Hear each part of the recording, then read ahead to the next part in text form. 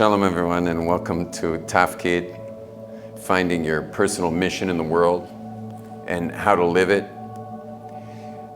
It's an amazing thing to me that I meet people all the time who have no idea what they're actually doing on planet Earth, other than, their Jewish mission, to say Yehei Shmei Rabbah at the right times and the basic Jewish lifestyle. Like that they've got. And so many people, and especially if you're raised very observant, so many people were raised in a world where there was no such thing as a personal mission, a personal tafkid, unless of course it fit the big three, which was al shlosha devarim ha'olam omed, on the three things the world stands on, which is Torah, so you could be a mechanech, that's a mission. That was option one. Option two, al avoda, you could be a shamish in a shul, you could be getting a kids prayer group together, or whatever. Anything you did about avoida was considered good tafkid. And the third is gimulus chasadim, is to run some kind of a chesed organization of something or another. And you were in, if you could get those three. So it wasn't bittul Torah, And the way the system really was that the focus was on survival. The last nail in the coffin of Jewish Europe was the Holocaust. And so the survivors, if you want to call them that, that's generous to call them survivors, because you all know your grandparents, they're barely surviving. But the survivors, their job was to show those Nazi bastards and rebuild the communities. But when you're rebuilding a community, you're focusing more on the infrastructure of the community, the system of the community, the educational system, the buildings, it's all structural. But human beings aren't structure. We're not institutions. You're human. You're a human being.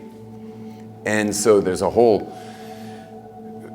a vision of purpose within every individual. And that's his tafkid in the world. Every person has a tafkid in this world. And the Arizal says that everyone's tafkid comes easy and everyone's tikkun comes hard. Tafkid comes easy, tikkun comes hard. So what's a tafkid? Tafkid is what you're meant to do in this lifetime.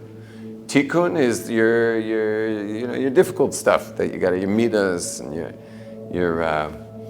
mitzvahs that are particularly hard for you, or it could be part of your tikkun. Who you marry and all that stuff could be part of your tikkun. And kids you have are definitely tikkun oriented. But tafkid is supposed to come easy, but no one knows what their tafkid is.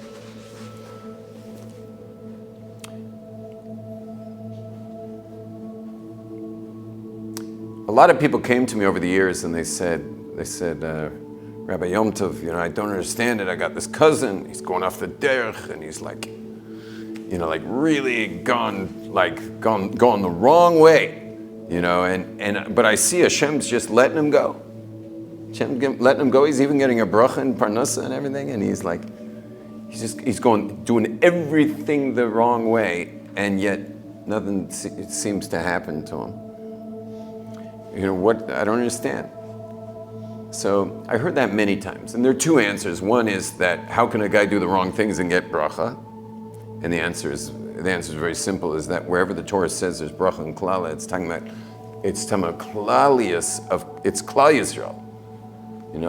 Hishamru lachem, it's not hishamru lacha. So of all the stuff that will go wrong, that's going to happen to Klal Yisrael if we go wrong. If enough of us go wrong, there aren't 10 tzaddikim anymore. So all hell breaks loose, And whereas if an individual goes wrong, he's got his own tikkun. It's a whole different story having to do. You'd have to be a master of the Arizal's Shara Gilgulim to understand why everything's going good for a guy who's doing everything wrong. It's about Klal Yisrael, such a thing. But then I had another thought, and the other thought comes in a mushal, that every Jew is born with a hook in his mouth. He's born with a hook in his mouth. And Hashem's up on the boat, And every Jew, their hook's already in their mouth. So if you see a guy going the wrong direction, Hashem is Hashem is totally patient. You could say to Hashem, how can you be so patient over this guy? And Hashem would say, what do you mean? He's got a hook in his mouth. No matter how far away he runs, when he dies, once the line goes limp, he's coming up on board. And when you will be brought up on board, Hashem's going to have two questions. I know he has other questions, but he has two questions for us. One question will be, were you Jewish? And the other question will be, were you Jewish?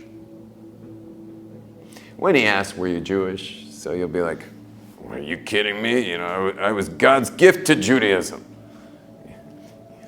And you recite all your famous words like Baruch She'amar and Shtabach, and maybe give him a little nishmas. Of course I was Jewish. And then he says, were you Jewish? At which point you're like, oh, come on, boss. Nobody said anything about Jewish. What does Jewish even mean? And Hashem says, I created you with a purpose. Every person has a purpose. And you were supposed to be living that purpose. Like, there were things that were supposed to happen in this world. And we all know that famous story of the kid who was overhearing his parents saying he was taking them out of Cheder because he just can't seem to get it. And I forget what happened, but in the end, the kid realized that he's going to get upstairs and there were going to be certain books asked from him that had he just... Right? I think what happened was he begged them to keep him in Cheder and that he would really try now. And who is that? The Netziv. Oh, that's funny because I live on Rehov Netziv. So I live on Hanetziv Achadasar. So anyway, he begged them to... They wanted to take him into his business. Right, they wanted to take him into business, so he said he's going to stay in Cheder. And he, in the end, he said that these books he would have been asked about these books because these were part of his Tafkid, was to put out those Sfarim that he put out. And anyway, so we all have a Tafkid. We're going to be going through the workbook together, so let's begin, opening on page 1. You'll see your table of contents. I suggest putting your name somewhere. And turning already to page number 2.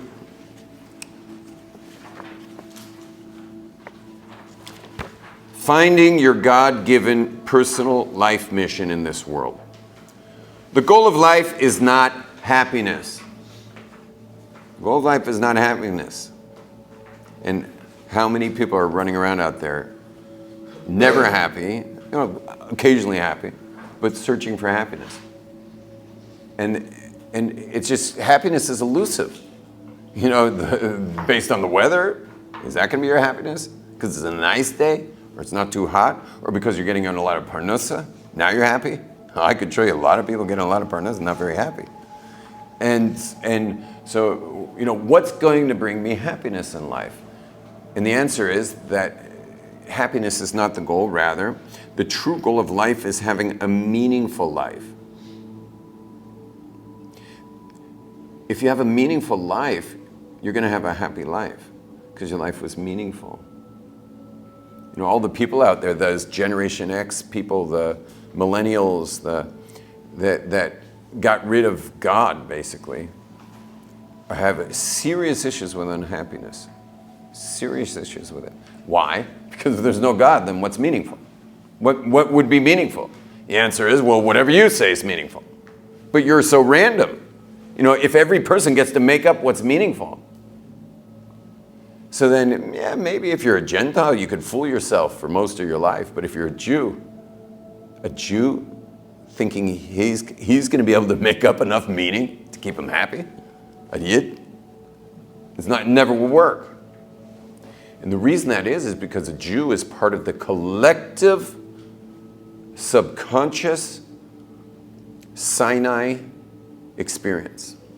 Meaning, when it says in Parshas Nitzavim, that it says that those who are standing here today and those who are not standing here today, that God makes the covenant with. Why? Because everyone's mazel was there. Everyone's neshumas were at Har Sinai. Which means every Jew throughout all of history has inside him a tremendous need for Torah, for Har Sinai. It's in their hard drive.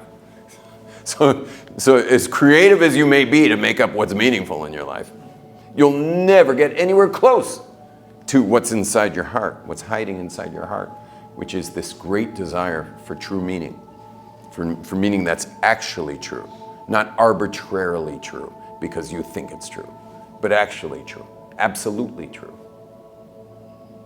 And so for that reason, a Jew can't go for anything other than real truth. Now, since we know that meaning is what will lead to you having a happy life, well, you need to prioritize what is the most meaningful, what's the next most meaningful, what's the next meaningful, next meaningful, and just move your way up the pyramid. Because the top of the pyramid, which is, why do we talk about pyramids? Because pyramids point. They point. And when you were a little tiny kid and you couldn't speak yet, you know what you started with? Pointing. And you wanted that cookie. Or you wanted something. Human beings point. We point at stuff. And when I point at something, if I look at something and I point at that, it's at the sacrifice of everything else I could look at. And if I point at something, it's sacrificing whatever else I could point at. There are other options to point at. But once I point at something, I'm saying I'm sacrificing everything else for that. That's my priority. That's what I want. And so it's important to have a pyramid of meaning in your life. Now, I'm not here to tell everyone what their pyramid should look like, but I'm going to anyway. Please look at the book here on page 2 there. You'll see a pyramid, and you'll see the five levels of importance that will bring the most meaning. So at the top of that pyramid is Hashem, which in tradition is an eye. At the top of a pyramid, there's a seeing eye. The eye that sees and is not seen, the seeing all eye, the omniscient, it's called in fancy English. Omniscient means all-knowing, the all-knowing eye.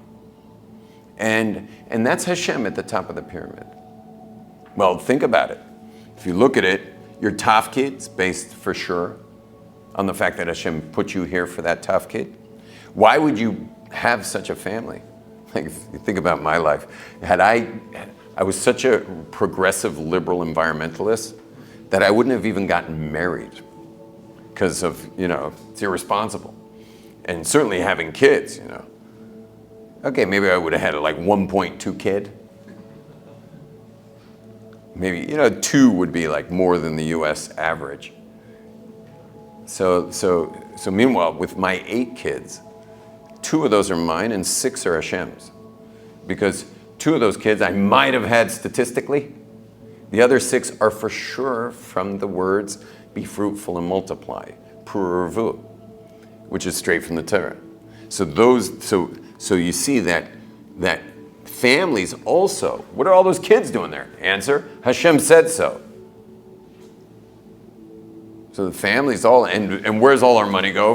Where's all our money go? It goes to Shabbos for these, Goyim take loans, like the weeks coming up to Thanksgiving to make such a meal. We're set up, we make it every single week. 2 meals. 2 big sumptuous feasts every single week. Bring on Yontiv now. We're gonna take it in the next step. Anyway, but that's the family, and we're investing in the family the whole time we're doing that. And then life's pleasures. Life's pleasures are, sure, Hashem wants you to see the Alps. He wants you to enjoy. He lined your entire body with nerve endings to sense pleasure, to the ears to hear the beauty, to see the beauty, to taste the beauty, to feel it, to smell it. Like you're clearly lined with pleasure sensors. And Hashem wants you to do it. He does not want you to do it instead of a mitzvah. He doesn't want you to do it instead of your tafkid. He doesn't want you to do it on the cheshbon of your family. But he wants you to do it. Sometimes I go to Schwitz and I'm with guys at Schwitz and I could tell those guys are avoiding stuff. They're avoiding work, they're avoiding family. They don't have any idea what their tafkid is. And then the last one is your work, your parnasa. And you need that to pay for it all. First of all, the top of the pyramid is very expensive. Having a Tafkid, many people have to pay for their own Tafkid. We'll speak at the end of the seminar tomorrow night. We'll speak about how to monetize your mission, like how to actually monetize your Tafkid, so you can actually make money off your Tafkid. I do that. Like and by the way, if you monetize your Tafkid, you'll never work a day in your life. I've never worked a day in my life. This is as close as I can get to working. You know, but I'm sharing like my inner like desire to fulfill my Tafkid, which is, by the way, my Tafkid is the bridge. I bridge people to themselves, to one another, and to Hashem. That's what I do. So if you think about how you know me, and you think about any time we've been together, anytime, you'll see I'm always getting you in touch, bridging you in touch with yourself, with your family, and friends and community, or with Hashem. Always those three. That's what I do. That's my Tafkid.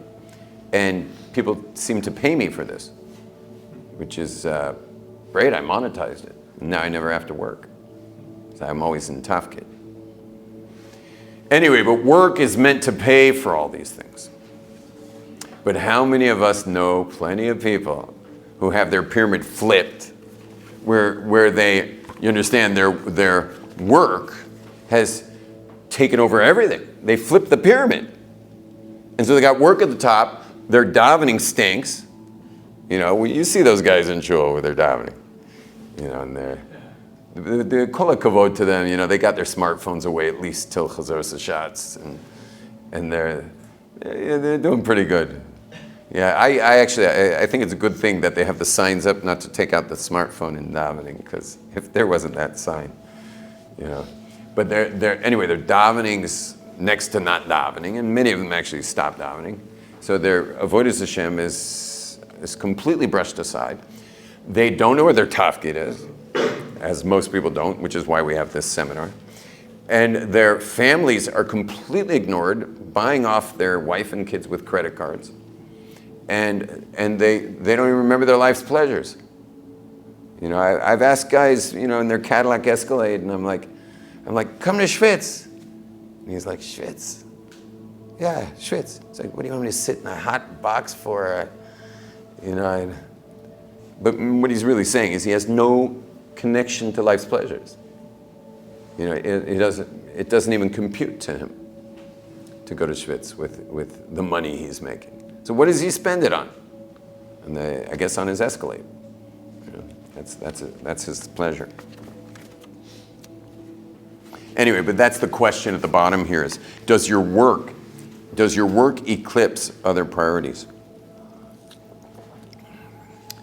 Okay, let's go to the other side, page 3. So there are two games of life. You got an inner game of life and an outer game of life. If you're a possible you graduate, which I think everyone is here, if you're a possible you graduate, so you did a lot of work on your inner game. That was all about the inner game. It was the world of being, you know, which might be worth adding to the book, that the inner game of life is being, while the outer game of life is doing. Now, living your Tafkid is doing. Possible you is busy cleaning out the inner game. It's cleaning out your inner stuff, so that when you go do something, you can do it from a clean place, which is the outer game. Doing things from a clean place. So the inner game is personal development, the outer game is your Tafkid. Now, here's the thing. Actually, let's read. Make sure your mission is not a bluff. Why? Because, well, it goes on. We have a misconception that if we have a strong public outer game, we can mask our lack of coherent inner game. A neglected inner game will eventually implode and expose us in our outer world.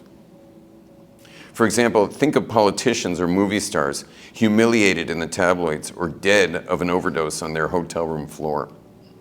Your inner game is the key to vibrational cleanliness of your outer game. You read that with proper syntax. Your inner game is the key to vibrational cleanliness and longevity to your outer game. Meaning, rock stars die when they're 40.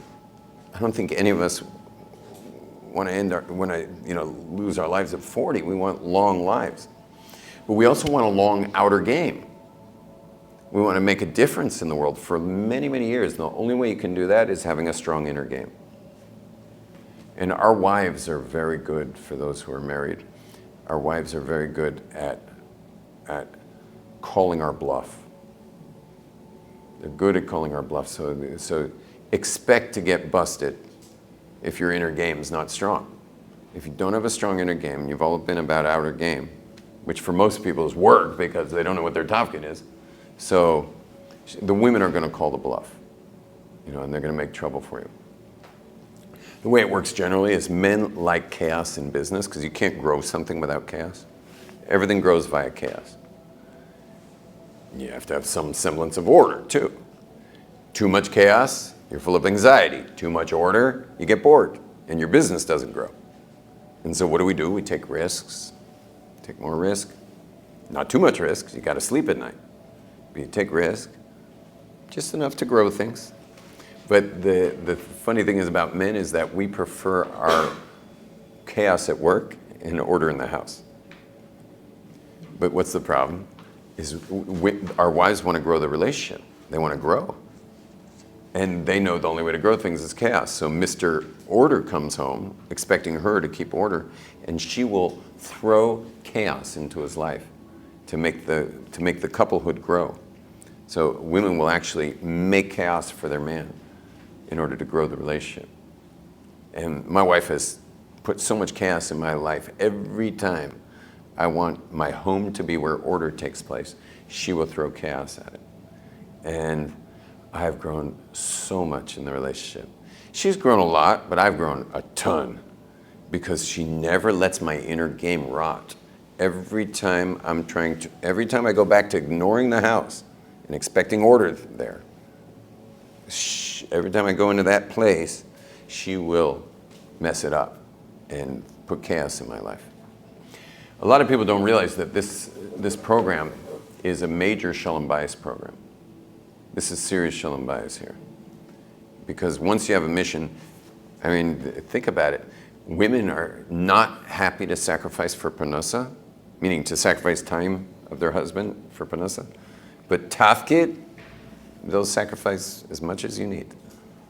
So when it's about Parnasa, they get very resentful. When it's about Tafkid, they're behind you all the way.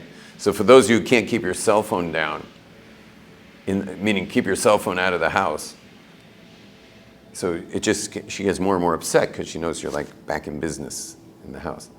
Tafkid in the house, it's a good example. The kids see this man's on a Tafkid. Like having the cell phone out, not that you should have it out during dinner or time putting kids to bed, but at least when you got it out, you're involved with Tafkid.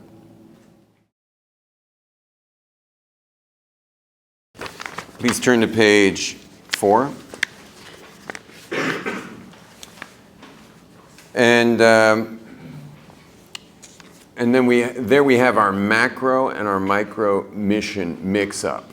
So there's something called a macro mission. That's the Jewish people. We have a big mission. Just open the Torah and you'll see that we have a lot of work to do. We are an Or La'amim, and Kiddush Hashem for the world, that Hashem's name should be big because of us. That's our big mission.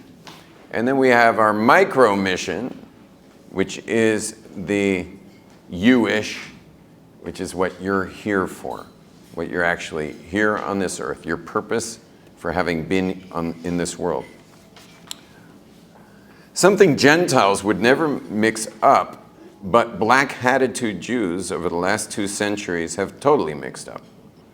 Every person has 2 missions. 1, a macro mission to pass along tradition, and 2, a micro mission you were born to fulfill. They are not in conflict and both need to be expressed fully. There's no conflict between them. They both need to be expressed. A little history. At the time of the Enlightenment, Europe emerged from under the church, and suddenly extreme individuality sprouted into the world. The Jews who rejected the Enlightenment shifted observant Judaism into a group identity movement at the expense of individuality. This was further exacerbated after World War II, as many of the observant survivors were psychologically disassociated as a result of the ritual torture. These survivors trained a new generation in Judaism bereft of individuality. Individuality is the inalienable hallmark of the biblical perspective. Jews have taught the world such basics, the rights of the individual, virtues we all hold today as self-evident. Ironically, the Haredi communities, who under any other style of government rule would have been expelled, today enjoy the rights on the streets of America. Meanwhile, the mandate of personal mission is not commonly encouraged. So this is a crazy irony, is that the reason Jews just kept getting thrown out of one society after the other is because there was no concept in those societies of libertarianism, that every person should have the liberty to live his life as he so chooses. The right to the pursuit of life, love? What was it? Life, liberty, and pursuit of happiness. The pursuit of life, no, sorry. Life, liberty, the right to life, liberty, yeah. The right to life, liberty, and the pursuit of happiness. And so what's so interesting is that we have these communities here who are taking full advantage of that while not granting their kids life, liberty, and the pursuit of happiness. You understand? It's wild. It's a total irony. You know, it's like we can block all of 14th Avenue outside Bubba during Kiddush Levana and like have cars like trying to get around the groups of Kiddush Levana. Like we're going to take full liberty in our lifestyle. But meanwhile, we're not going to allow the individuals in the group to pursue their own individuality. And that's this whole under 40 generation today, is all the under 40s are like, to hell with that, you know, we're taking our lives back. And what's amazing is they really are. Like no one seems to answer to anybody anymore. And it's wild. I mean, I watched it all happen because I've been watching the observant community for 32 years. And boy, has it shifted in the last 10 years. No one's asking anyone anything anymore. And everyone's doing whatever they want. And the last grip they have is the education system. You know, if you don't X, Y, or Z, you're not going to get your kid in the chayvit. That's the last grip. But what's going to happen when this whole generation are in their 60s and they're the donors and they're the schools and they're the mechanchim and they're the, you understand? Then the whole thing is the revolution will have finally completed. You know, because then you're not answering to anyone. Right now, the only people you answer to is your schools. That's it. Which is now I doubt the leaders are thinking about it because the leaders are just wondering if people even respect them at all anymore. But I wonder if they realize like the last level of control is just the schools at this point. By the way, that's notwithstanding that there are some like serious Yerei Shamayim in every community who still are like constantly asking their dayanim, and you understand they're speaking to the dayanim, they're sitting at Tish, they're in full Masorah mode. We all know people are living that way, but that's not the majority at this point. You know, the majority are doing whatever they want. And by the way, many of those people who are doing whatever they want are doing so with full Yerei Shamayim and learning Starim and with the davening and their avodas Hashem. They're just taking their lives back from 2 generations of having lost individuality. Okay, here we go. Now we got to get to work. Page 6, please.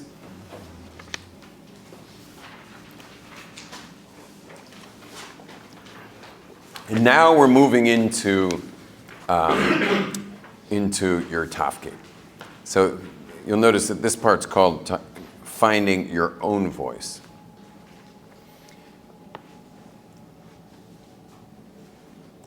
The word for speaking in Hebrew, Lashon HaKodesh, is midaber. The word for wilderness is midbar. It's the same exact word. We see throughout the Torah that for someone to get nevuah, they needed to be in the midbar. They were all shepherds. Nevi'im were always shepherds. Well, what's unique about a shepherd? A shepherd's away from the city. He's away from the town. There's no voices in his head. And maybe when he grew up there were a bit, but now he's a shepherd. And he's out in the mountains. And the only voice he starts to hear after a while is his own. And if he gets pure enough and clean enough and he's just really and true to himself fully and gets clear, then Hashem can speak through him. Then he can become a vessel for nevuah. Our own voice is very far. I don't even know if you could isolate your own voice. The voice is full of so many other influences. So many other voices are in your head. And it's important that in finding this, I'm not expecting you to get nevuah, but we need to find a voice inside you that really cares about something that's worth living your life for. We have to hear your voice. We're looking for we're looking for your tafkid, not a tafkid. But to get there, we got to find your voice.